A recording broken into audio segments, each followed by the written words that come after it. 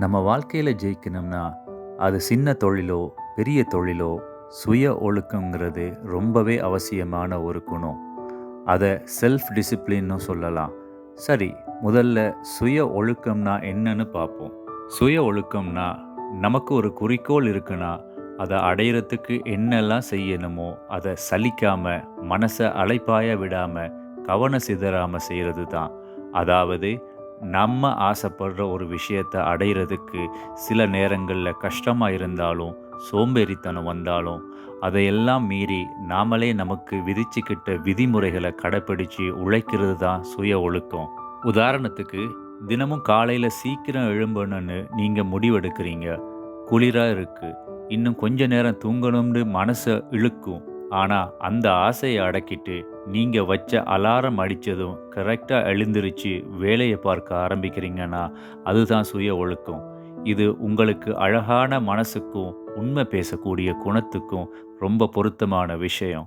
சிறு தொழில், சுய தொழில், பெரிய தொழில், எதிலுமே சுய ஒழுக்கம் ஏன் முக்கியம்?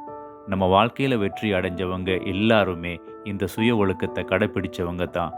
தொழிலில் இது ஏன் ரொம்ப முக்கியம்னு பார்ப்போம். இதில் முதலாவது விஷயம் நிலையான முன்னேற்றம். ஒரு தொழிலில் நிலைச்சு நிற்கணும்னா தினமும் ஒரே மாதிரி உழைக்கணும். ஒரு நாள் வேலை செஞ்சுட்டு மறுநாள் சோம்பேறித்தனமாக இருந்தால் தொழில் எப்படி வளரும்? சுய ஒழுக்கம் இருந்தால் நாம் வச்சிக்கிற இலக்கை நோக்கி தினமும் சின்ன சின்ன அடியாச்சும் எடுத்து வச்சுக்கிட்டே இருப்போம். இதனால தான் நிரந்தரமான வளர்ச்சிக்கு அடிப்படை. ரெண்டாவது விஷயம் என்னென்னா நேர மேலாண்மைங்கிற டைம் மேனேஜ்மெண்ட். ஒரு தொழிலில் நேரம் பொன் போன்றது. சுய ஒழுக்கம் இருந்தால் நேரத்தை வீணாக்காம எந்த வேலைக்கு எவ்வளோ நேரம் ஒதுக்கணுமோ அதை சரியாக ஒதுக்கிட்டு திட்டமிட்டு வேலை செய்வோம். உங்ககிட்ட தொழில்நுட்பத்தில் அதிக விருப்பம் இருக்குன்னு வச்சுக்கொள்வோம். இந்த சுய ஒழுக்கம் இருந்தால் தான் புது புது விஷயங்களை கற்றுக்கிறதுக்கும் ஒரு விஷயத்தை யாரையும் விட சிறப்பாக உருவாக்குறதுக்கும் உங்களுக்கு நேரம் கிடைக்கும். மூணாவது விஷயம் என்னென்னா டிசிஷன் மேக்கிங் டேலண்ட் அப்படின்னு சொல்கிற முடிவெடுக்கும் திறன்.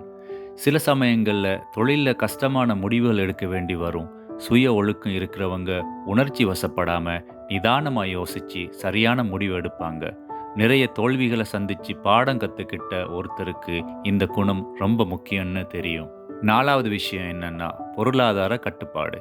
இது ரொம்பவே முக்கியம்.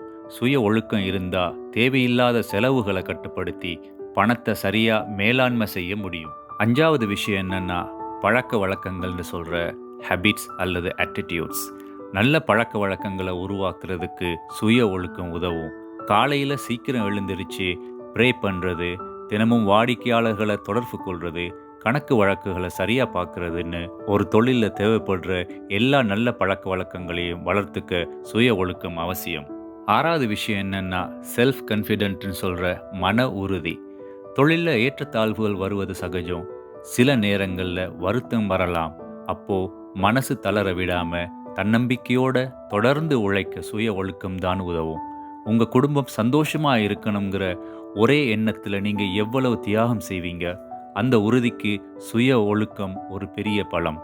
ஆகவே நீங்கள் ஒரு பெரிய கனவோடு ஒரு விஷயத்தை ஆரம்பித்தாலும் சரி, சின்னதாக ஒரு தொழில் செஞ்சாலும் சரி, இந்த சுய ஒழுக்கங்கிறது உங்கள் கூடவே இருந்து நீங்கள் ஜெயிக்க பெரிய உறுதுணையாக இருக்கும். இது இருந்தால் உங்கள் லட்சியத்தை அடையிறது ரொம்பவே சுலபம். டியர் காய்ஸ், இது போன்ற மோட்டிவேஷன் வீடியோ நீங்கள் கேட்கணுன்னா மறக்காமல் எங்களை ஃபாலோ பண்ணுங்கள். என்றும் உங்கள் அன்புடன் ஜம்ஷீத் ஹதி.